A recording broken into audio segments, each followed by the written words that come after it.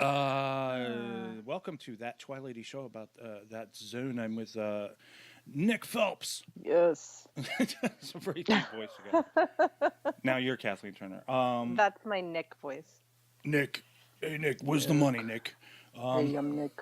And we're going to be talking. There's my cat again. Hey, and we're going to talk about the episode Death Ship from season 4. What is this? Episode 6 or something? I'm going to have to check my damn... Oh, wait. Here it is. Can't believe I got to look this up again. I looked at the episode again to refresh my memory. It's, it is episode 6. Starring Jack Klugman, Ross Martin, and Fredrick Beir. Jack Klugman, we know who Jack Klugman is. Mm-hmm. He was Oscar Madison on the very popular show The Odd Couple. And he appeared in 2 previous episodes. Before this, he appeared in Passage for Trumpet, in which he plays a down-on-his-luck trumpet player who dies and is visited by the angel Gabriel. And season 2, I think, A Game of Pool with Jonathan Winters, where he plays a down-on-his-luck pool player who gets a shot at beating the greatest pool player in the world. Great actor. He was really just one of my favorites, and he's so much part of the television landscape for being Oscar Madison on the TV show. Mm-hmm. And Odd Couple was one of those things where it was like a lot of people didn't really know anything about The Odd Couple. It's like MASH. A lot of people didn't watch the movie, but they remember the TV show fondly. And the same was true for The Odd Couple. And him and Tony Randall made an incredible team on that show. Yeah. And he won a couple of Emmys for that. And also there was Quincy. You remember Quincy, right? Oh, yeah. He was, what was he? He was a coroner. And he solved crimes after people died, just by, I guess, putting all the clues together and doing autopsies and all that kind of stuff. Mm-hmm. And, of course, he appeared in these commercials for Eagle Snacks with Tony Randall, where the two of them would banter over cans of nuts or something like that. I'm really sure. This, this is a weird one, right? I mean, like, this is sort of, I would say it's kind of, only maybe slightly thematically similar to that 30 Fathom Grave thing where, I guess you have a guy who thinks he's dead or something like that, or it's just like this weird kind of surreal thing. Mm-hmm. But what I was thinking more of was Solaris. I don't know if you remember Solaris. It was a science fiction movie. They remade it in 2002. It was a Russian production directed by Andrei Tarkovsky. And then it was remade by Steven Soderbergh with George Clooney. And it's about somebody going, it's about this alien world or this alien thing that can create illusions for people. Oh. So that sounds vaguely familiar, but I don't know that I can't recall it. It's I have the original version on Criterion DVD, and I also have the remake. I think... Well, the Russian version is very kind of long and dry and might even be boring in spots the way it goes.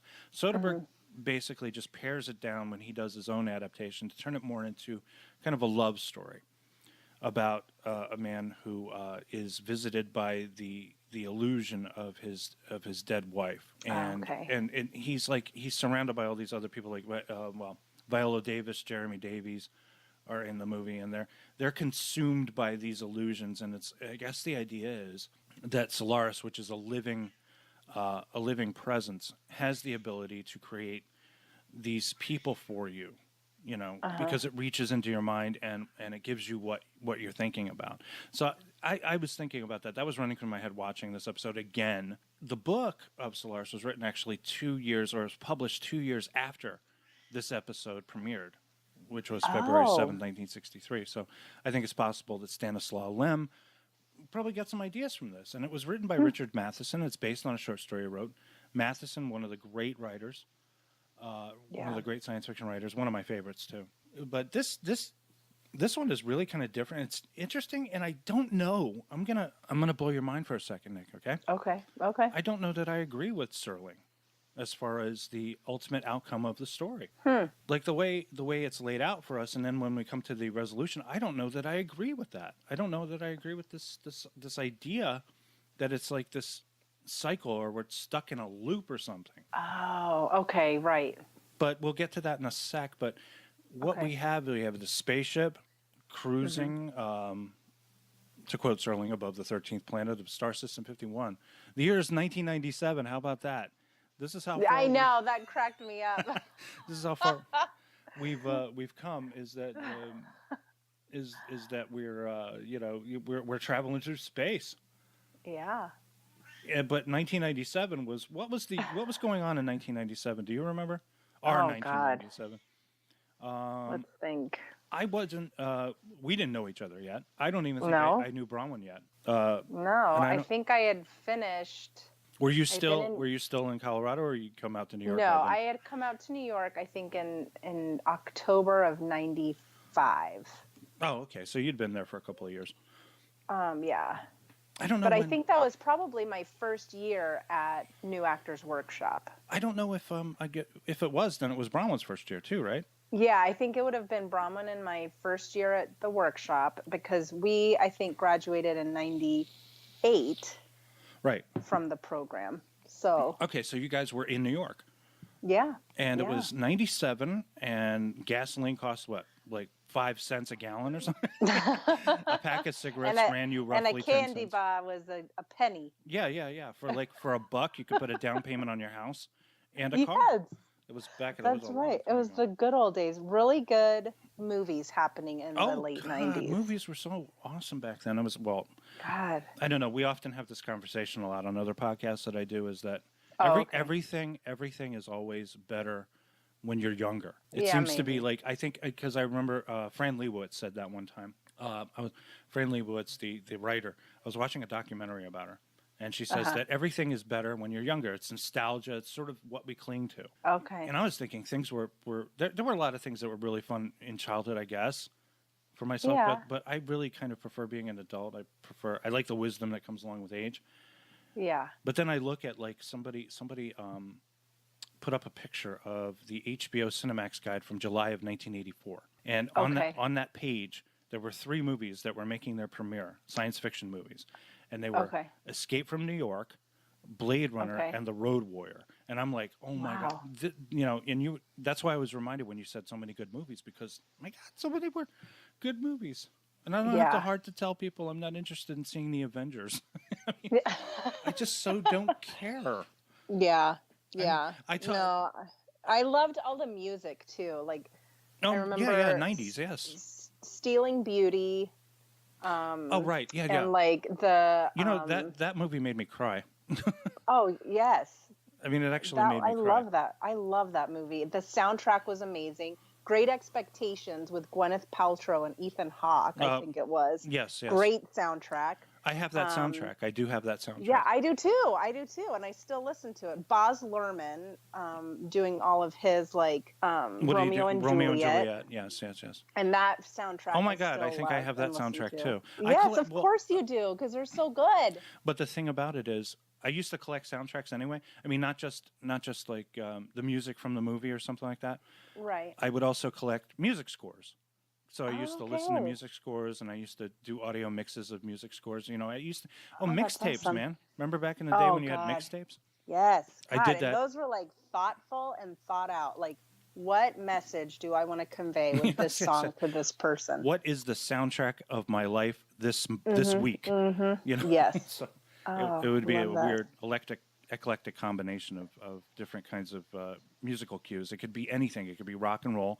It could be a little bit of heavy metal, a little bit of Prince, maybe throw some Michael Jackson in there. And then some Cat Stevens. Just for fun. Oh, yeah. But we have strayed anyway. That was our 1997 though. That was our 1997. But according to Richard Matheson in 1997, Jack Klugman, Oscar Madison, is going to be leading a spaceship patrol across the galaxy. Mm-hmm. So what do they do? Okay, they find this planet, and first I do want to say these are 3 guys in a ship, right? Yep. They get on each other's nerves. And I mean, seriously, and Klugman looks like he wants to strangle the both of them. Yeah. He looks like he wants to be the Mo to their Larry and Howard, or Curly. Yeah. Curly and Larry. Howard, fine, whatever. And just knock their heads together, Yes. he's a real sourpuss in this. He is like, Yeah, and like the tension, you're right. Like the tension's like immediate. Like you're just like, oh, something's not good between these just people. even at the beginning of the thing, Ross Martin's character's like, I can't even talk to him anymore. And I'm like, Yes. Jesus. You know, it reminds me a little bit of Alien, because you remember the first Alien movie. Yeah. 1979. The crew, they were not like, this wasn't like the Starship Enterprise or anything like that, where everybody's Right. happy and shaking. Hey, how are you? No, they all got on each other's nerves. They all got up inside each other. I guess that's how it would be. I mean, it's like having roommates, right? But you're trapped. You can't You're leave. trapped. They want to Yeah. see this planet. Klugman doesn't. He's like, I don't want to go down there. Blah, blah, blah. He's like, but we have to explore the cosmos, or whatever. Some kind of weird Captain Kirk. Yeah, thing like going we on. have to collect specimens Yeah, specimen. to see if there's like living specimens. Living specimens, I think, is like what they kept referring to. Yeah, I mean, aren't you at least curious? He's like, no. Yes. No. Looks like it might be a ship. Hardly. You mean you're still not gonna land? Will you take it easy? Will you? We should take specimens. I don't like it. Well, it's up to you, Captain. Okay. Ted, we're going down. We're going down. I can't even talk to him anymore. Yeah, what's the matter with him? He's acting strange lately.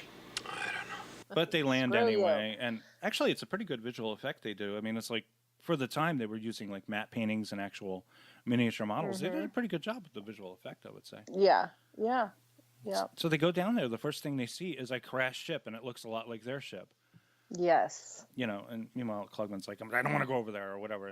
But I don't know. The democracy prevails, so they put on their space. Oh, wait, I wanted to mention too these ridiculous chairs that they're sitting in. Have you seen? You remember? Oh them? yes, I'm so excited that you brought that up because I wanted to, but I didn't want to interrupt you and go backwards. But yes, the chairs were hilarious.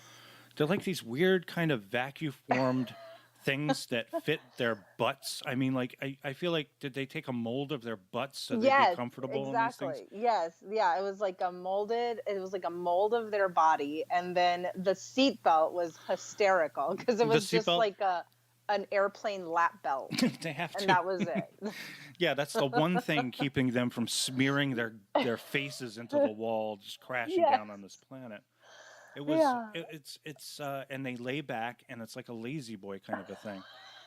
There's like a lazy boy situation. I mean, there should be a remote on the side so you can have a little TV and watch something while you're landing on the planet there.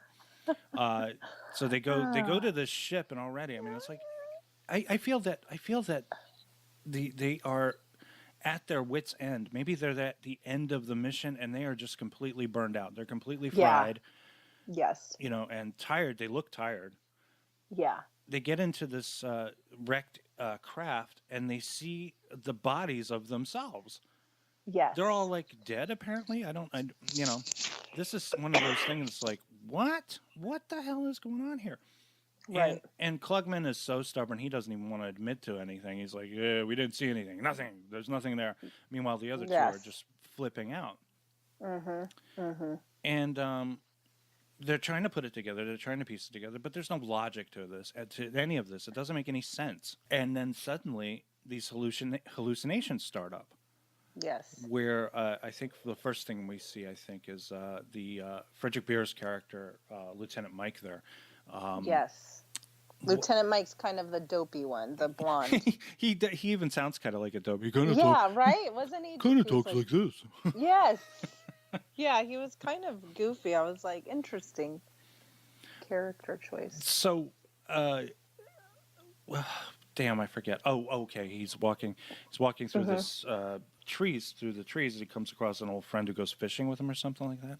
Yeah, well, it was funny because it was like Elmer Fudd running out of the trees. He had like a gun and like a hunting, and he was like really jaunty. And I was like, if somebody ran out of the woods at me with a rifle and wearing that outfit, I don't think I'd just be like, oh, hey. I'd be like, ah.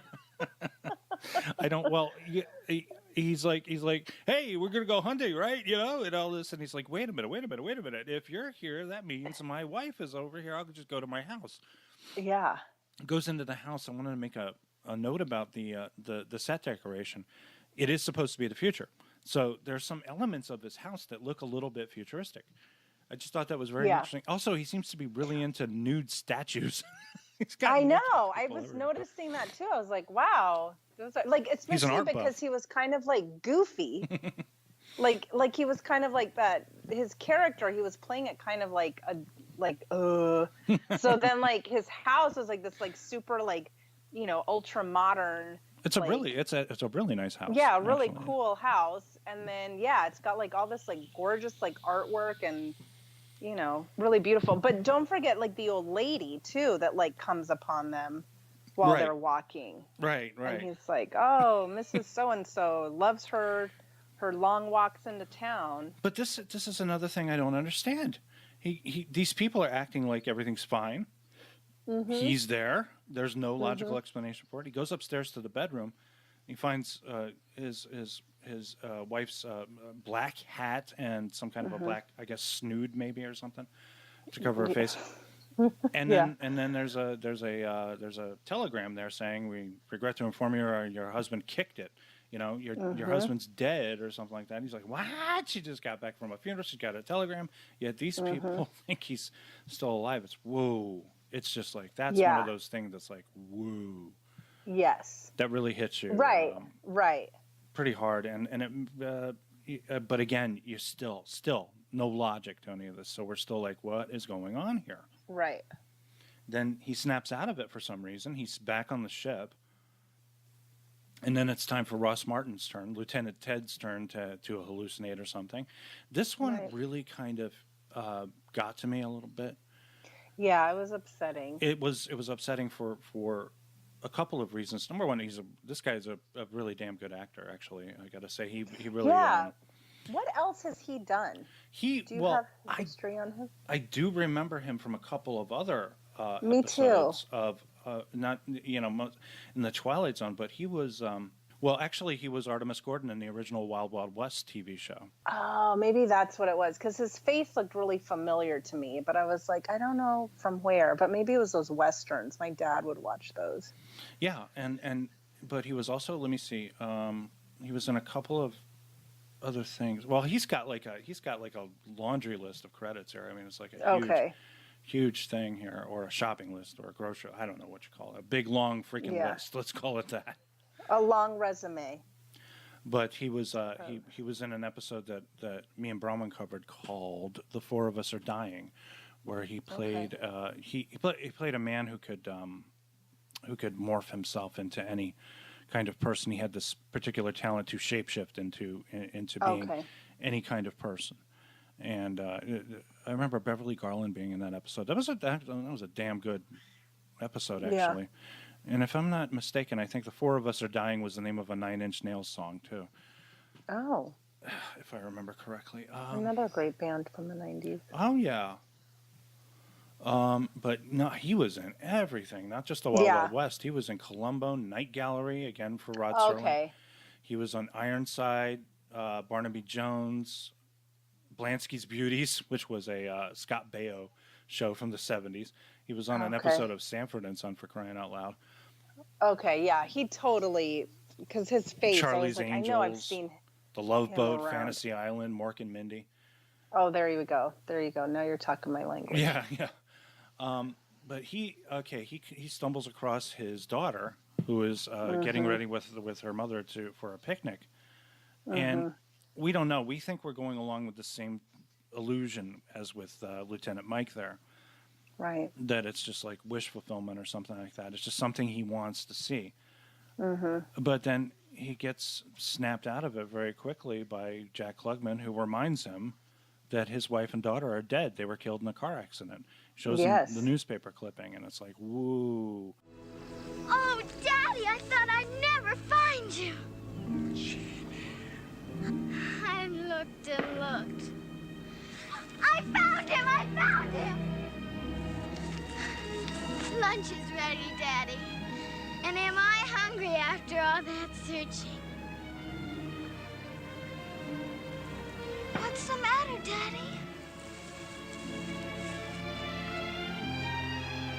Come here. Come here. What, Daddy? Oh. Judy. Judy. What is it, Daddy? Oh, baby, is it you?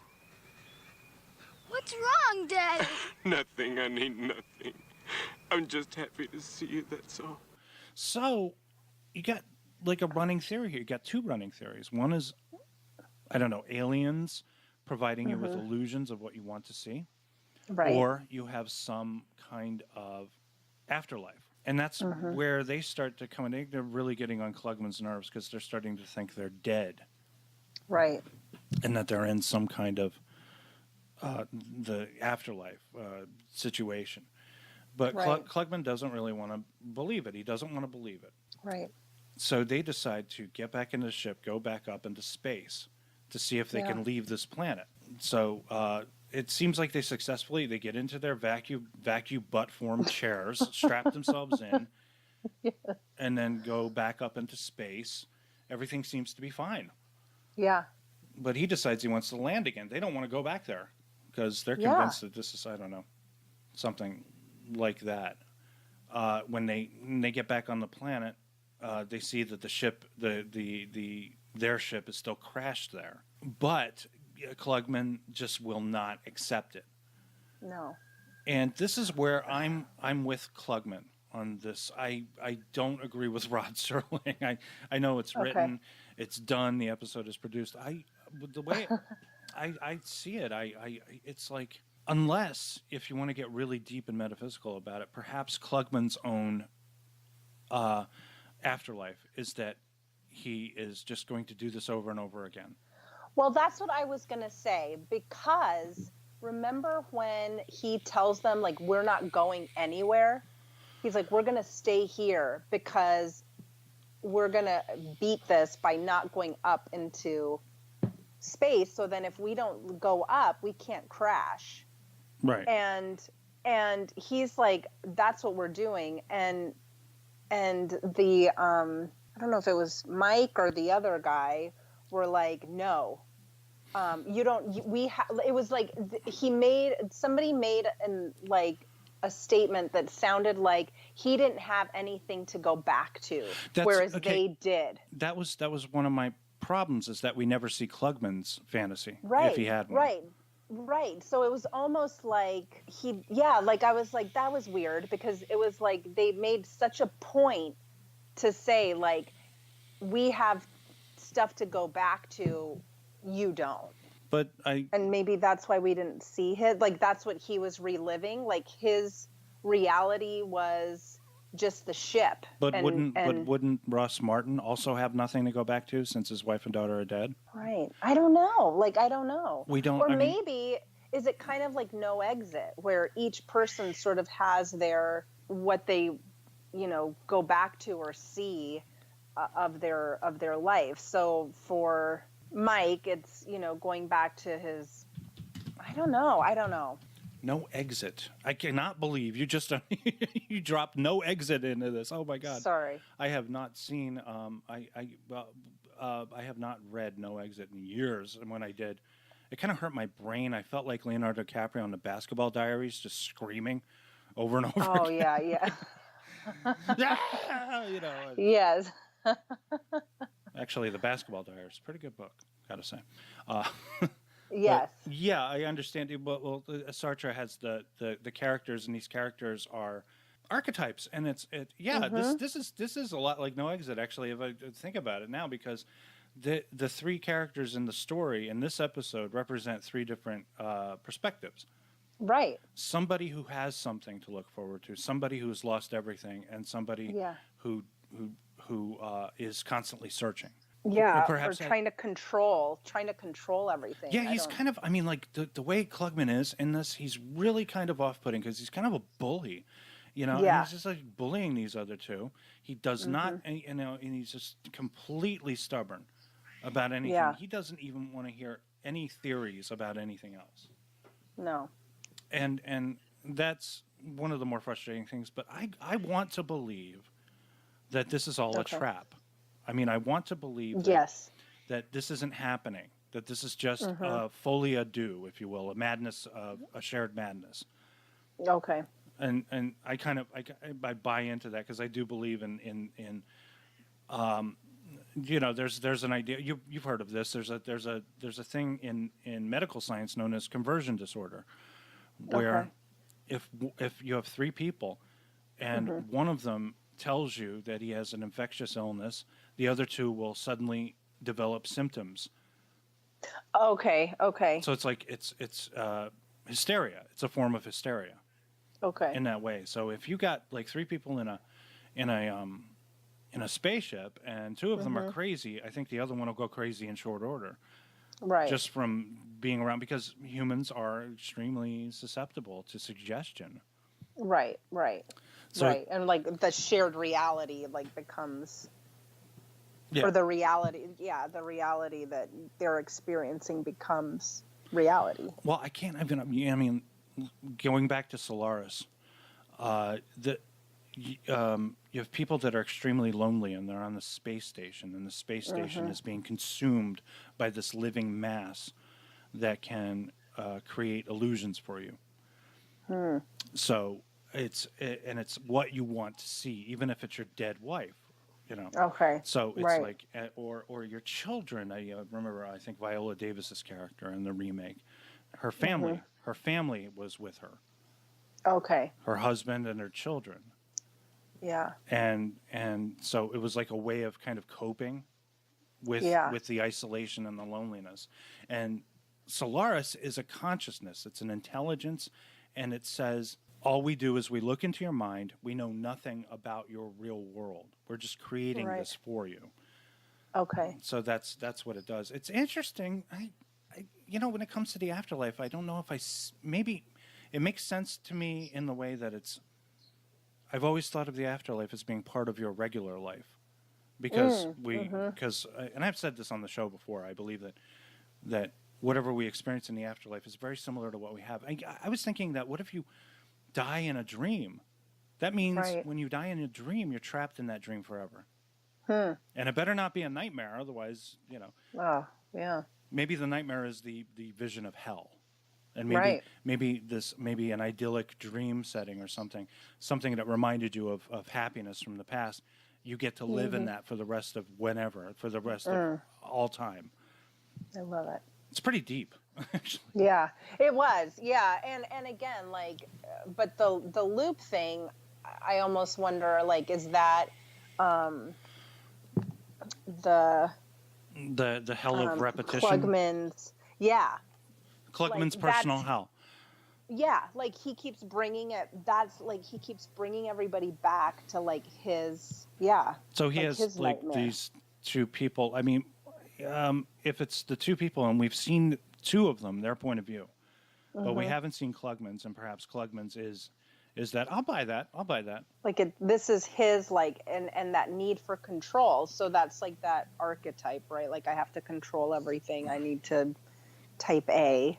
Right. You know, so he keeps like yanking them from like leaving and going off in peace and happiness to their place. He keeps like yanking them back, and he's like, no, you're going to stay here with me and relive my thing because I'm in control. Whereas they're like, let me go. Like, I almost feel like one of them said that, like, let me just go be happy. And he was like, no, we're going to keep doing, you know? And well, then it's he interesting just kept throwing them under the bus. Well, Dopey there, Lieutenant Mike, he's dead in his dream. And, and his, even though those two people acknowledge him as though he's alive or something. Right. But Ross Martin. But they were dead. Yeah, that's Remember possible. He said to them, he said to Klugman, he said, they're not alive. They're dead. They've been dead. Yeah. So it's heaven. It's a weird heaven. Yeah. Kind of. I don't know. All right, it's still there. That doesn't mean anything. I'll tell you what it means. It means you're wrong. There's an explanation for this somewhere. I don't know what it is, but I'm gonna find it. Well, you'll never know. You know why, Captain? Because we gotta go back up again. And this time we're really gonna crash. No, we're not. We're not going to crash. Because we already have crashed. What are you talking about? Stop fighting it, Captain. You're all out of explanations. There's only one left, and you know it. I know nothing of the kind. Oh, yes, you do. Carter was home. That telegram was really there. I was with my wife and my daughter because I'm just like them now. No. Accept it, Captain. Stop trying to prove that we're alive. We are alive. There's something happening here. I don't know what it is, but there's an explanation for it. It seems like Ross Martin's, Lieutenant Ted's vision of it is much happier for him. Because at least he gets to be with his wife and daughter. Anyway, kind of somber, depressing episode in a way. Yeah. What did you think of it? I enjoyed it. I mean, I was kind of like early on, I think I enjoyed even more talking about it. Because I just do. I think it is so interesting to kind of think of all the different, like, what was Klugman's, Yeah, it's very, very deep. Yeah. Like, why didn't we see more from him? And was it because this is what his life was? That's all he had, was this ship and this crew. And he was going to hold on to it. It's almost like a ghost haunting a house. It's like, this is mine. And he was like the ghost haunting his own ship and wouldn't let anybody leave his vision of reality. Yeah, so I enjoyed it. He's Bruce Willis. He's, of the three, he's the most pragmatic. Yeah. The other two are kind of lost in their own little worlds. Yeah. Okay, I would say, well, it was a good episode. It was a good episode for me. It's really kind of intense, involving, and then ultimately sad. It was a very sad episode. Okay, that'll do it for this episode, and I want to thank Nick for joining me for this one. The next episode I'll be talking about will be Mute with my daughter. No, not Is it Mute? It's Mute. Yeah, that's the next one on the list there. And I speak with my daughter, Regan Lawler, and she even supplied some of her own artwork for the episode. So until then, I'll see you next week. Good night. Have you seen the new Avengers Endgame movie yet? No. Did you see it? No.